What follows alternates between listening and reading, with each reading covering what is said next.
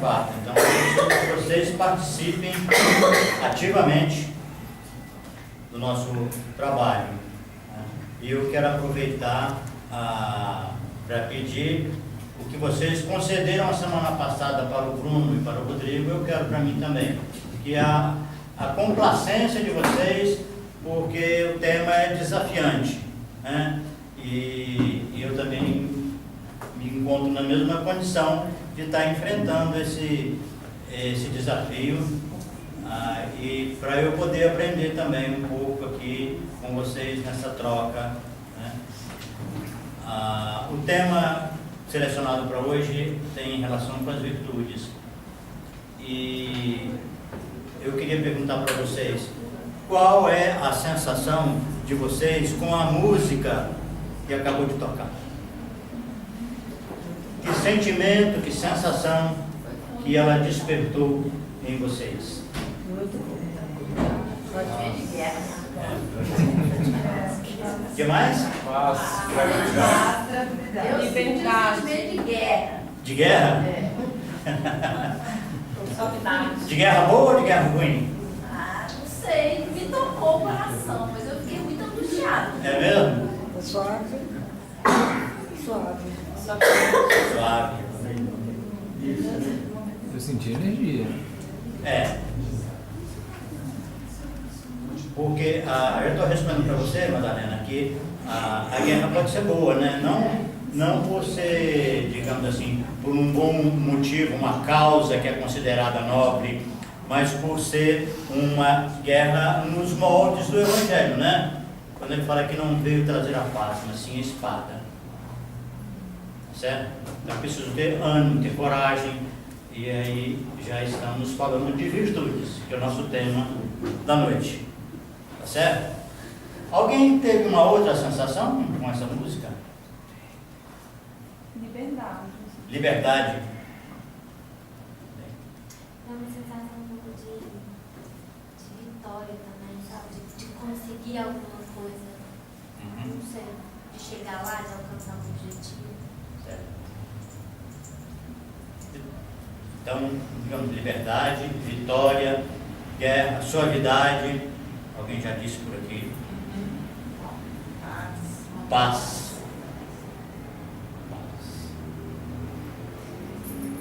Mas alguém pode contribuir para essa? Força. Como? Força. Força. Superação. Superação. Então, no grupo da vitória, né? Essa música me desperta uma sensação de reverência. Por isso que eu trouxe para compartilhar com vocês. A imagem que me vem quando eu ouço essa música, eu uso muito, né, com certa frequência, para começar os meus estudos, né, é uma imagem de uma plantação de flores, sabe? Que elas se dão as mãos e se curvam assim, como se estivessem diante da presença do Senhor. Bom, mas o que interessa também nessa análise preliminar aqui é a gente constatar que não existe uma uniformidade, uma unanimidade em relação à virtude que essa música evoca. E pode ser que nem sempre seja virtude, né? Ela pode evocar até alguma coisa que seja desagradável, inconveniente para um propósito de vibração espiritual, de elevação, de harmonização de ambiente, conforme a gente, digamos, aquilo repercute em cada um de uma determinada forma. Tá certo? Bom, falamos em liberdade também, que é na verdade bem a marca desse comentário, né? É a liberdade, a diversidade com que um fenômeno, com que uma coisa reflete e desperta nas pessoas as variadas sensações, impressões ou até mesmo conceitos a respeito de um determinado fenômeno. Bom, eu pensei em seguida pegar com vocês uma virtude. Vocês me ajudassem no sentido de fazer uma pequena coletânea de virtudes para que a gente pudesse fazer um bate-papo a respeito dessas virtudes, dentro das nossas limitações, ir ao Evangelho para ver o que Jesus fala a respeito das virtudes de Deus e voltar às virtudes de cada um de vocês e fazer essa ligação, esse vínculo com Deus através dessas virtudes. Ver se isso é possível e se isso ajuda alguma coisa na nossa relação com Deus. Tá bem? Então eu gostaria da ajuda de vocês. Nós podemos começar a trabalhar com algumas dessas virtudes que foram faladas por vocês? Podemos? Então vamos colocar. Aqui vocês vão me ajudando. Suavidade, paz, força, vitória, superação, liberdade,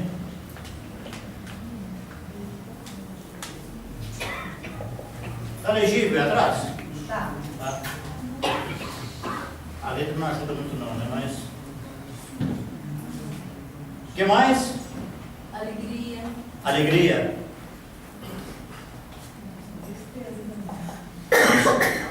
Tristeza?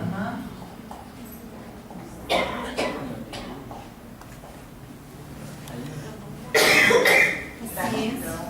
Como? Gratidão. Gratidão. Generosidade. Desculpe. Generosidade. Generosidade. Paciência. Generosidade. Paciência. Serenidade. Serenidade?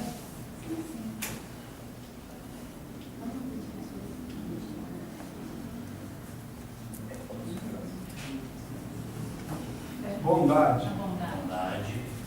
Não está muito curto. Perseverança.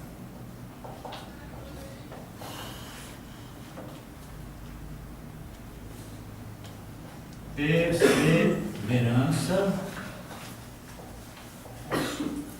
Doação. Doação. Solidariedade. Solidariedade. Empatia. Empatia. Lealdade. Lealdade.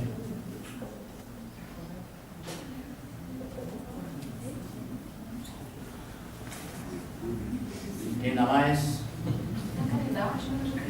Caridade. Caridade. Vamos voltar para cá, que o espaço aqui está melhor. Não estou fazendo agrupamento nenhum, estou só relacionando, tá? Caridade.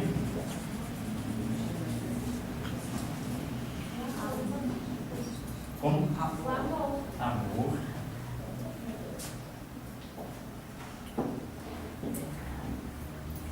Fraternidade. Fraternidade. Eu estava esperando alguém lá que já estava coçando a língua. Fraternidade. Ei, tudo bem? Tá bom, não tá? Mas se alguém quiser colocar mais uma, tá inteiro. Amor. Amor já tá. Fé. Fé. Verdade. Verdade. A compaixão. Uhum. Verdade. União. Compaixão. União. Fé. Fé. Fé. Tá bom. Lealdade tem? Tá. O quê? A coisa clara. Então,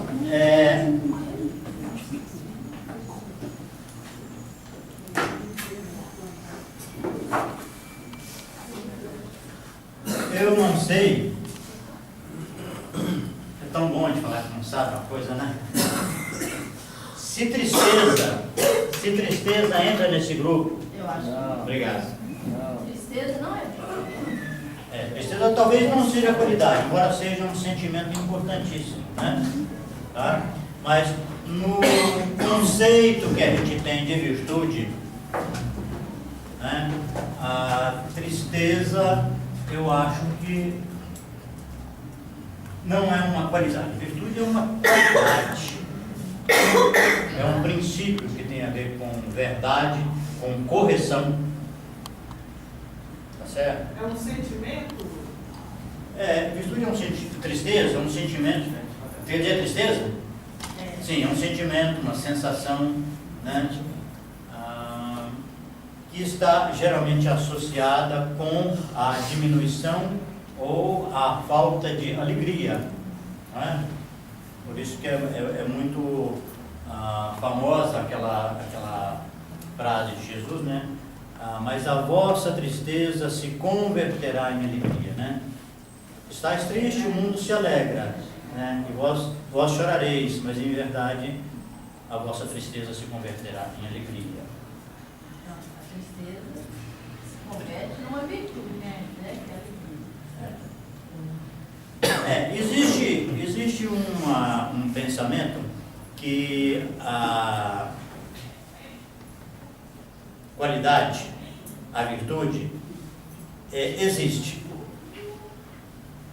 E quando acontece uma diminuição ou uma falta, uma perda da virtude, é que aparece o seu oposto.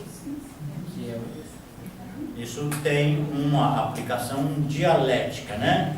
A gente forma os pares, a alegria com a tristeza, o amor com o ódio, a verdade com a mentira, a compaixão. O egoísmo.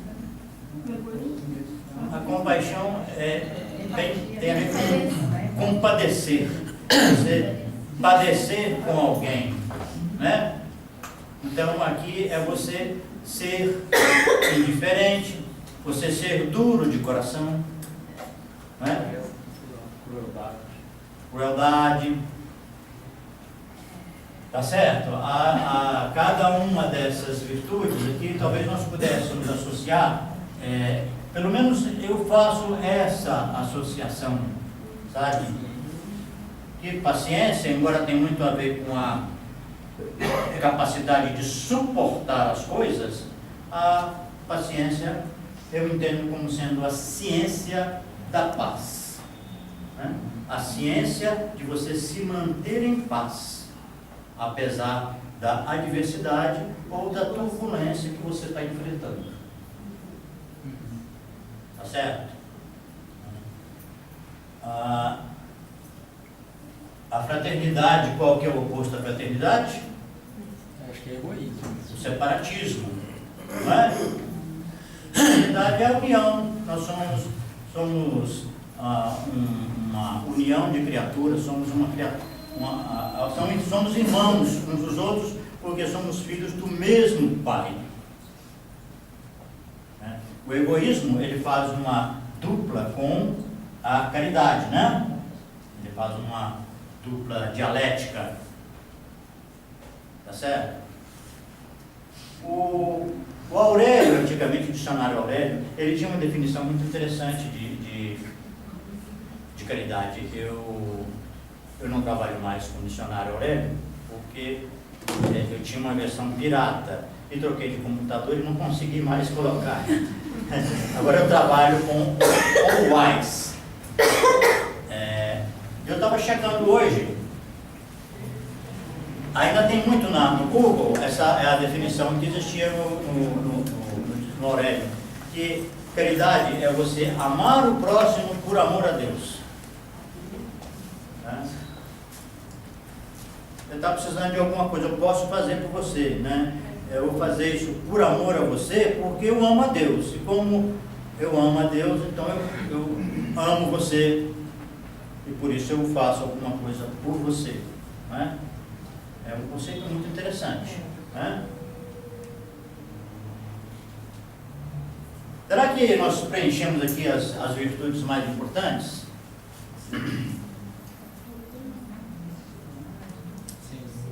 Pegamos algumas bem básicas, né? Tá certo? Na minha opinião, quando eu penso no Evangelho, nas virtudes que nós vamos ver daqui a pouco em relação ao Evangelho, eu acho que estamos com um bom quinhão, tá?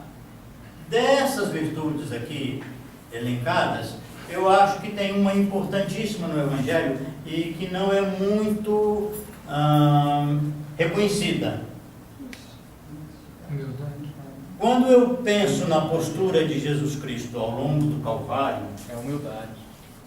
a humildade é uma, tá certo, mas não era essa que eu estava querendo falar. Confiança não é virtude, não?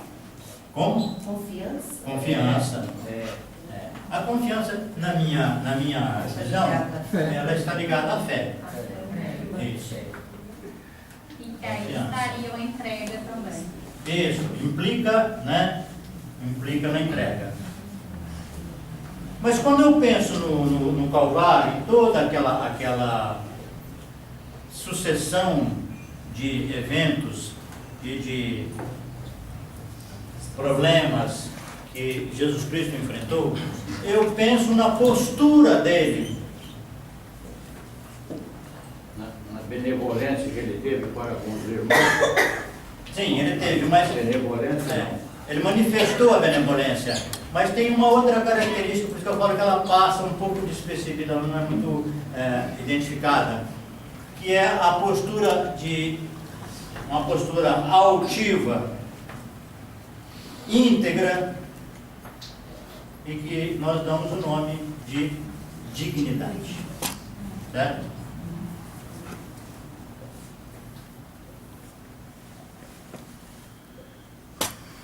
Isso aqui, a gente pode discutir, isso aqui daria pano para manga, né? Como é que um sujeito pode passar por uma experiência daquela e se conduzir de maneira tão digna,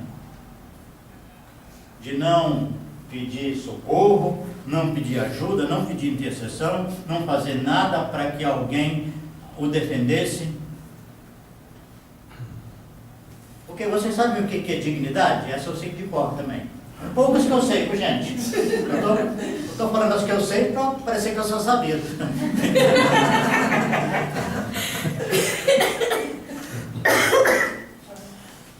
Dignidade, ao pé da letra no dicionário, significa o respeito por si mesmo, a consciência de si mesmo. Por isso que é muito comum, as pessoas falam aí no dia a dia, o popular diz assim, o sujeito não se dá o respeito. É quando ele faz coisas contrárias àquilo que se espera e àquilo que ele se comprometeu a fazer ou que o cargo dele exige, que o papel social dele exige, né? Quando o sujeito não age dessa forma e foge a esse padrão, é porque ele não se deu o respeito, ele agiu com indignidade.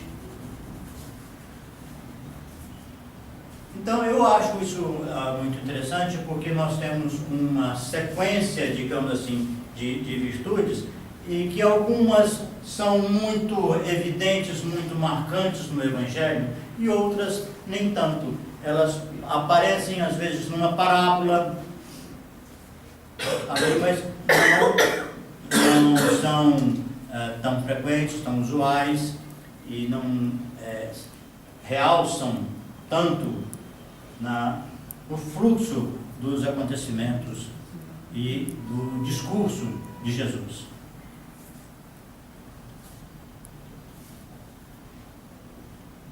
Algum comentário, alguma pergunta até aqui?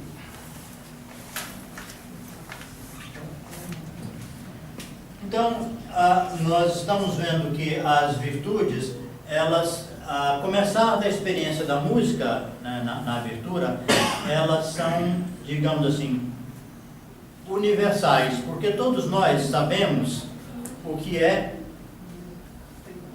uma virtude, ainda que não tenhamos muita afinidade com ela.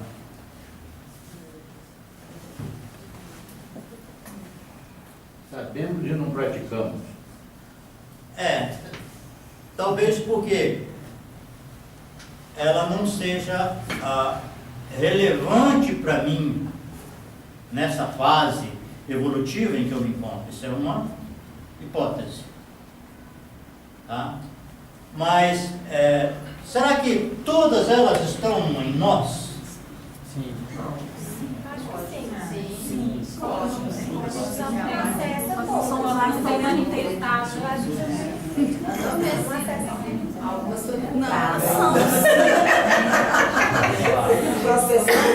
Tem um livro que chama O Lado Sombrio dos Buscadores da Luz, foi ter trabalhado aqui no grupo, que a Debbie Fora, ela fala que cada ser humano é um universo particular, então ele tem todas as características que tem no universo. Sim.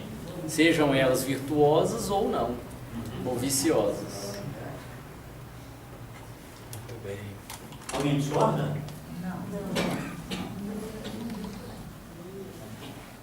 Daí porque nós podemos afirmar que aqui está faltando um tema, uma virtude, que eu considero talvez o tema mais importante do Evangelho. Já dei uma pista boa, né? Sabedoria? Está faltando. Na verdade, está ali também. Entrega. Hein? Entrega Entrega tá. A entrega está na Eu estou lembrando aqui da sabedoria. Sabedoria é uma virtude? Claro, é uma qualidade, né? Aqui. Mas eu não acho que seja essa, né? A sabedoria foi muito importante na Grécia, né? A Grécia se caracterizou, a Grécia Antiga, né? Pelo valor da sabedoria, e é a principal marca do Evangelho de Lucas. O Evangelho de Lucas se distingue dos outros três por ser o Evangelho que mais tem parábolas. Não sei se vocês sabem, mas algumas parábolas, pelo menos duas das mais marcantes do Evangelho, como a parábola do bom samaritano e a parábola do filho pródigo, elas só existem no Evangelho de Lucas. Qual que é a segunda? A parábola do filho pródigo, incorretamente denominada a parábola do filho pródigo, né? Como se o outro filho não contasse, né? Tá certo? Então, é claro que isso é discutível. Eu vou falar, para mim, a principal virtude do Evangelho, pelo menos no discurso, no raciocínio, na argumentação, e para você pode dizer, não, para mim é outra, porque nós vimos com a música. Tá certo? Tá claro isso? Você pode dizer, não, eu considero que é a caridade. Mas isso aí é uma questão. Eu vou dizer por que eu considero que a paternidade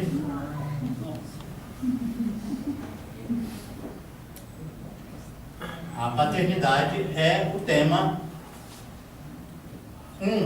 talvez eu digo o mais importante na minha opinião, né?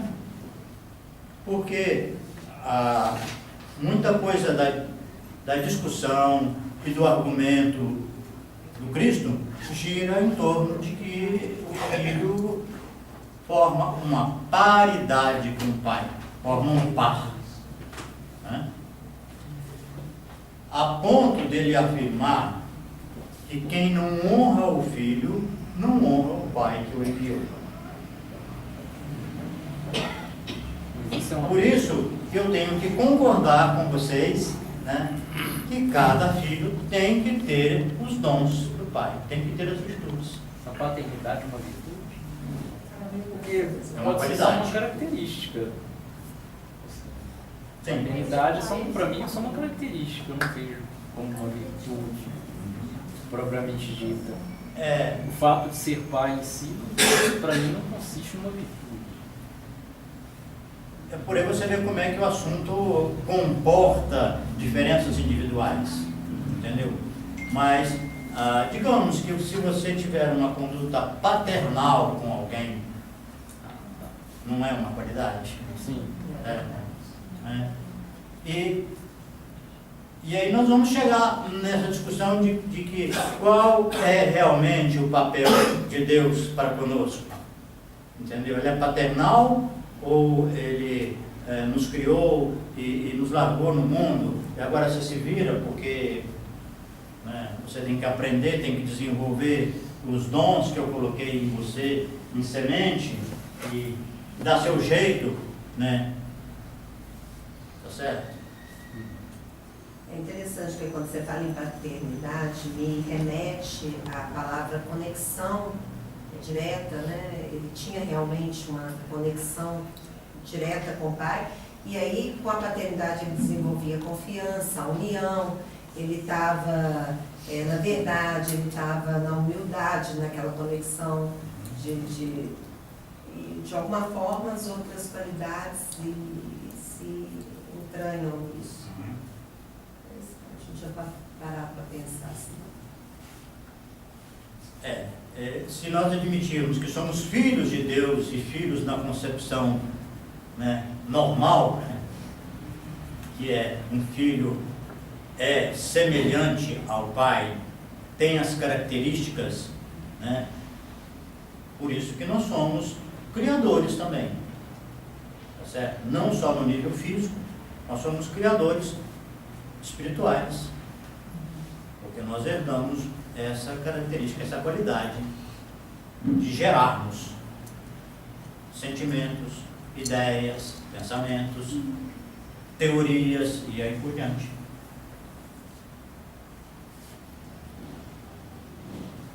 Então, essas virtudes, elas estão em tese, né, admitindo que somos filhos de Deus, elas estão todas, essas e mais o resto, estão em nós.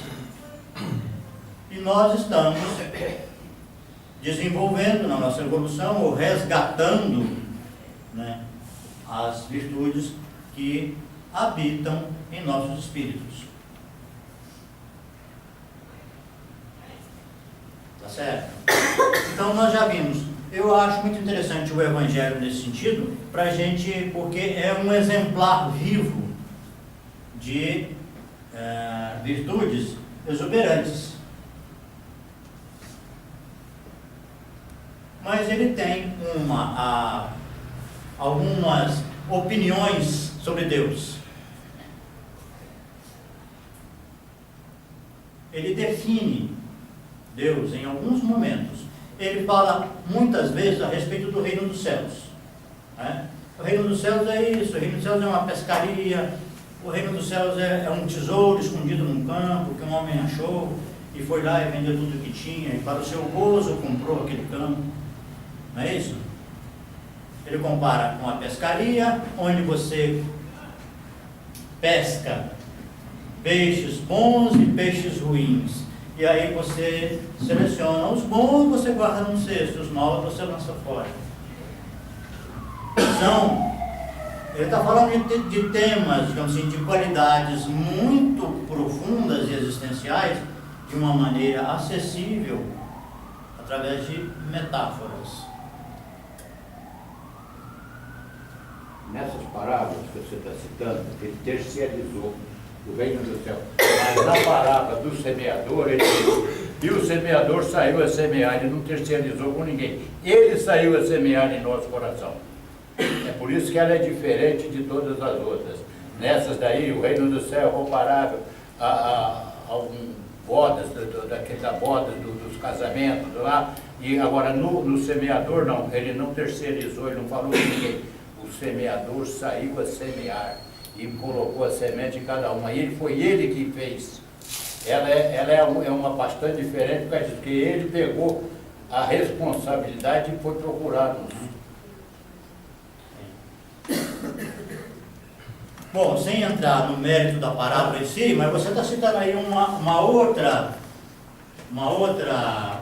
virtude que eu particularmente tenho muita identificação com ela, que é a responsabilidade.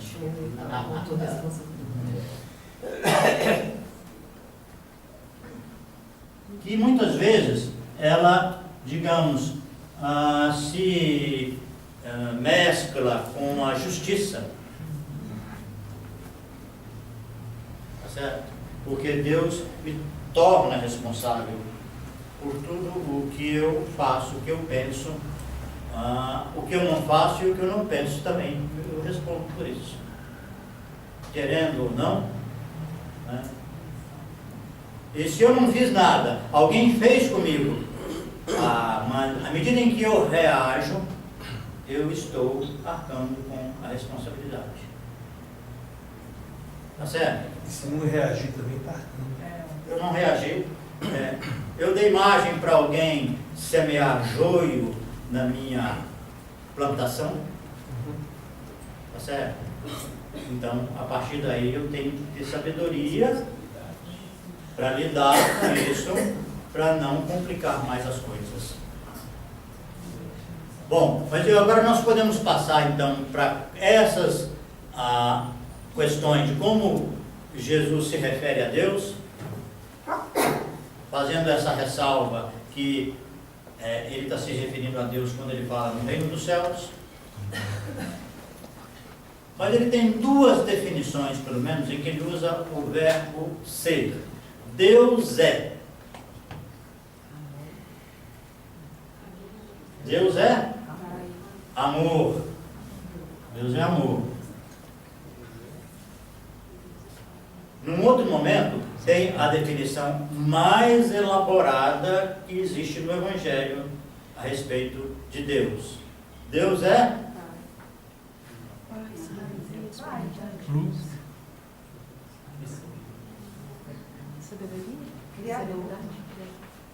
Não, acho que ele não se refere a Deus como Criador, não, ele se refere como Pai. Deus é... Está faltando aqui, gente, vamos colocar nessa vaguinha aqui. Deus é Espírito. Ponto. E importa que aqueles que o adoram, o adorem em Espírito e aqui já, essa caiu aqui, essa veio. Embaixo é amor. Embaixo é amor. Em espírito e verdade. Agora eu já pergunto para vocês se vocês concordam com Jesus Cristo. Alguém discorda?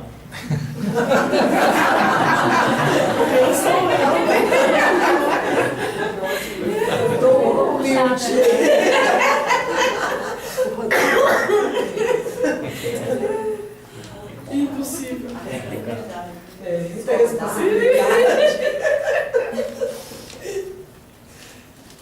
Então agora eu vou pedir a vocês para, diante desse exemplo de Jesus Cristo, cada um pensar durante um minutinho, se fosse para você definir Deus, quais as virtudes que você usaria?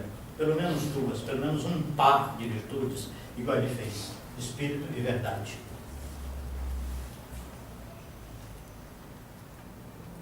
Olha, irmão, eu guardo muito, já falei, acho que falei com o senhor, eu guardo muito a frase do centurião. Eu não sou digno de que entreis em minha morada. Essa frase me marca demais por causa dessa dignidade que você falou aí. Eu olho que eu sou muito pequeno para ainda falar, pedir a Deus para ser muitas coisas. Eu sou muito pequeno ainda para poder pedir para Ele certas coisas que eu não consigo pedir. Por causa disso aí, eu acredito na grandeza dele, tão grande, que às vezes eu tenho vergonha de pedir, sinceramente. Por isso eu lembro muito da frase do centurião. Muito mesmo. Ela me toca demais por causa disso. A grandeza dele é muito grande. Você vê a primeira pergunta do livro dos Espíritos, quem é Deus, ainda aquilo, até hoje ela martela aqui.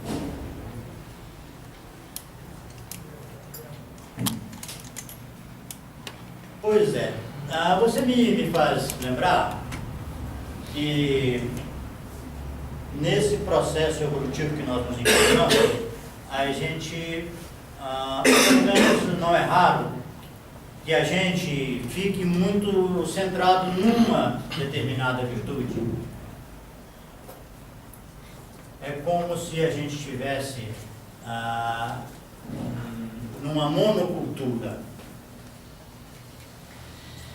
É quando você só trabalha, você sabe, estuda geografia, eu me lembro disso há muito tempo atrás, né?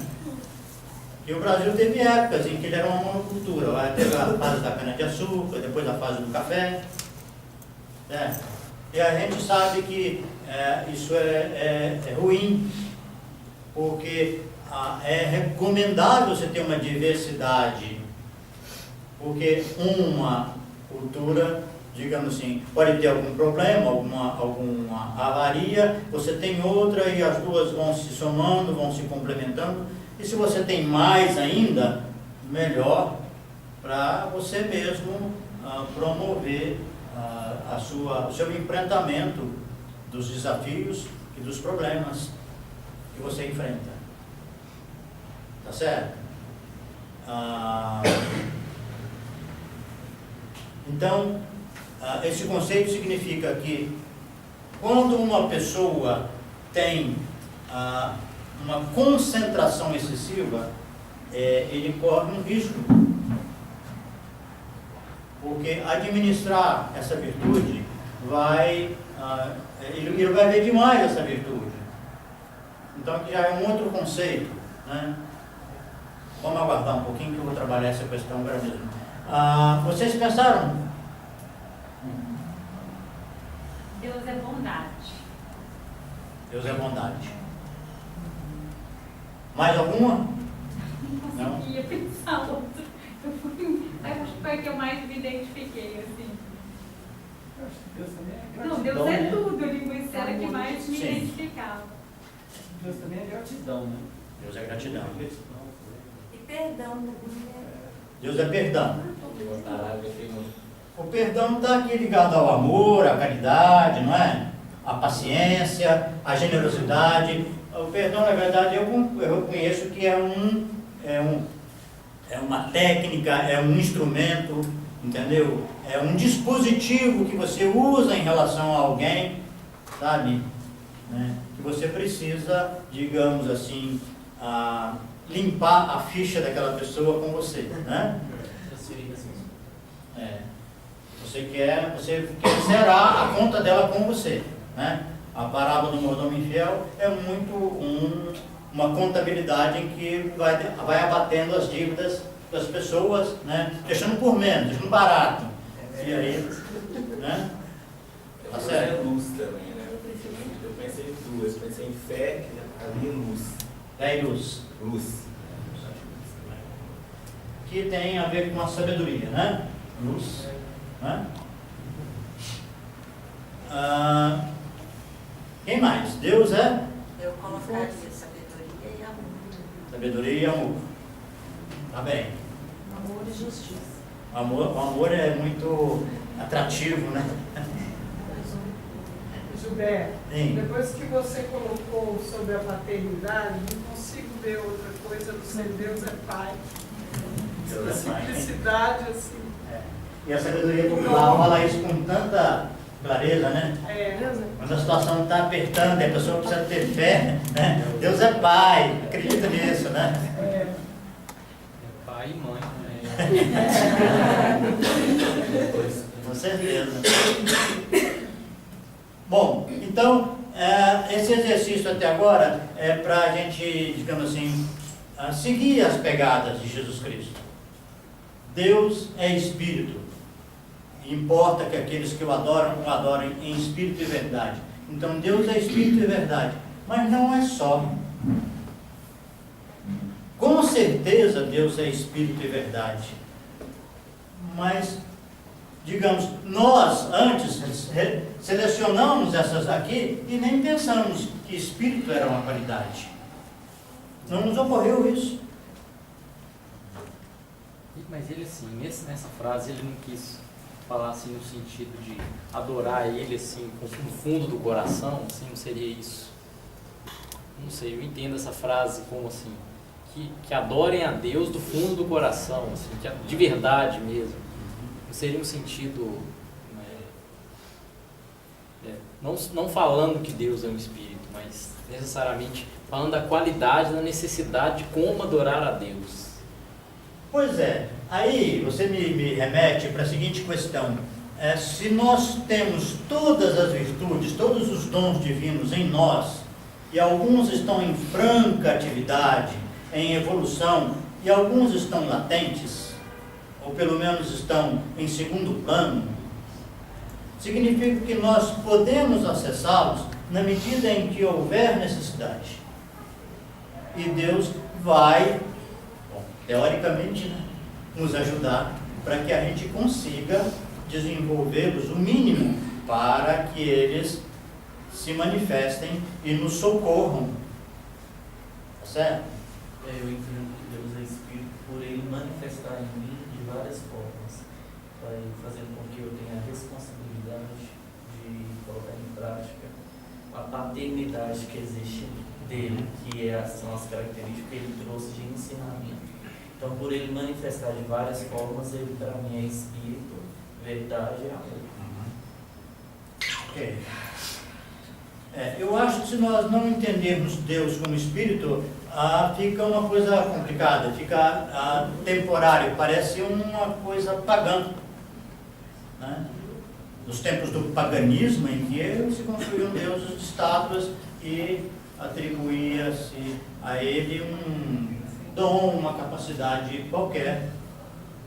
Né? Mas se nós entendemos como sendo Espírito, já começamos a entender o que Jesus fala, que não adianta você fazer templo para Deus, porque o universo é o templo de Deus.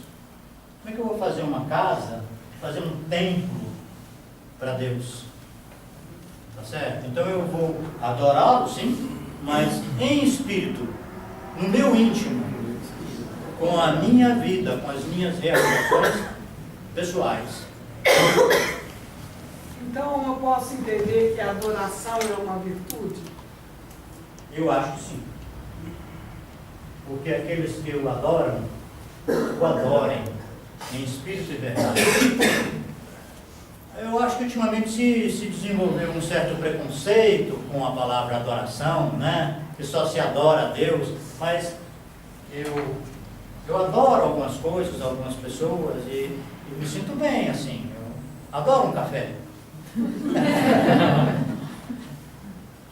Tá certo? Algumas pessoas são adoráveis. Tá certo? Então, a principal conclusão que eu gostaria que vocês estivessem bem atentos é que o Evangelho, ele, digamos assim, não fecha o conhecimento sobre Deus. Não é possível a qualquer criatura, por mais evoluída e por mais sábia, expressar os dons divinos. Jesus Cristo faz no Evangelho duas grandes limitações a Ele mesmo. Ele coloca nitidamente no Evangelho duas grandes limitações, mostrando que Ele não é Deus. A primeira delas, Ele afirma: o Pai é maior do que eu.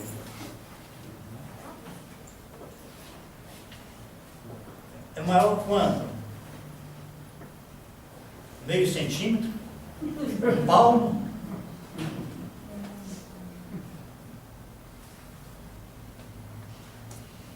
Mas ele diz também, ninguém vai ao Pai se não for por mim.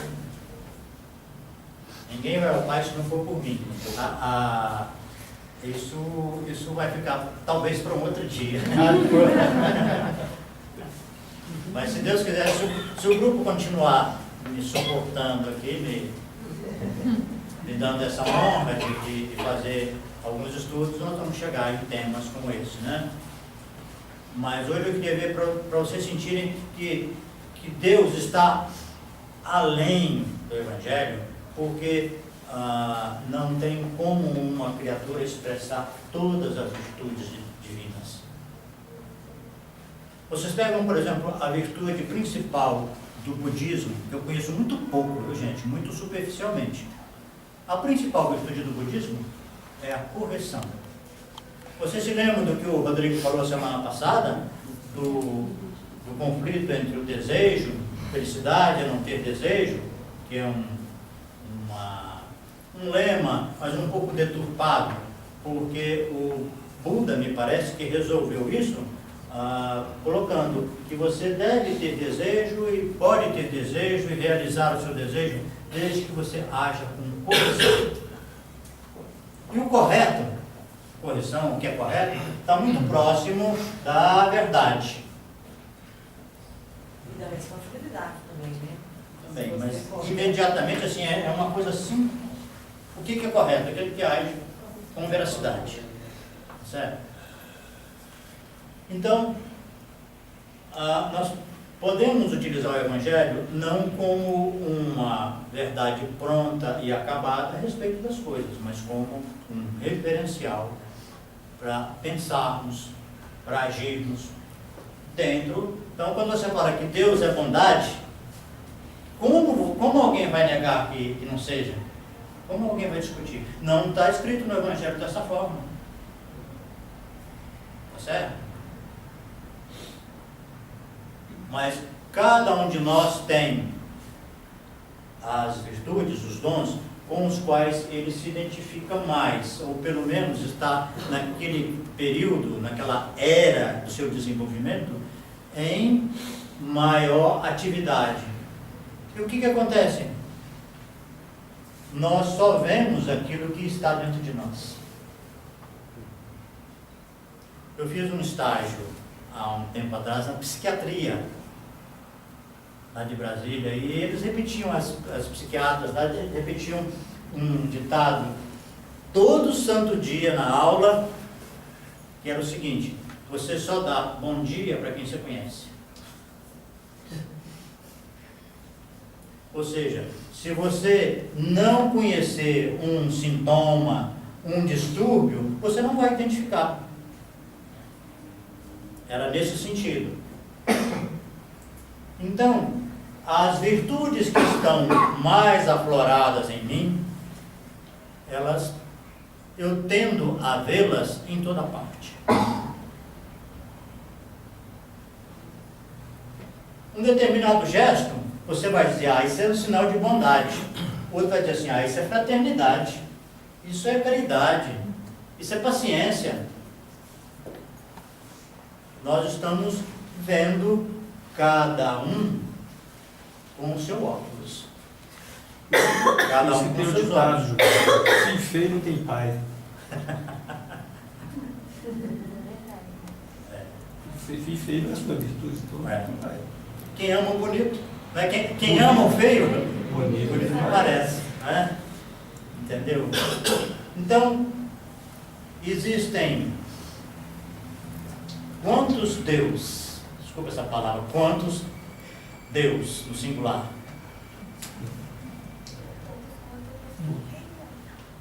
Como? E quantos filhos? Porque cada filho vai vê-lo de um ângulo, de uma forma. Eu sei que você está falando de virtude, mas eu não vou deixar de fazer a comparação também de que você vê, que é uma coisa que a gente sempre fala aqui, de que a gente vê também no outro o espelho, né? Então, se eu acho que o outro está me fazendo mal por alguma razão, o que eu quero dizer é o seguinte, que além de enxergar as virtudes, a gente também enxerga os defeitos, né? As antíteses dele. Mas a gente vai dizer que aquele defeito é falta de alguma virtude, né? Por acaso, Faz o oposto. até Fala que exatamente o Bruno falou, ela fala exatamente disso, que o que ela está chamando de defeito, né? seria uma virtude muito amplificada e ela se torna um defeito. Então seria só desamplificar para que ela voltasse ao original dela, que seria virtude.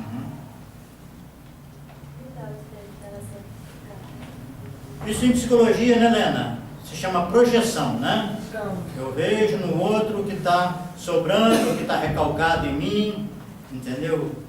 Mas de uma forma em geral, a gente olhando para a natureza, para o universo, para as pessoas, a gente vê,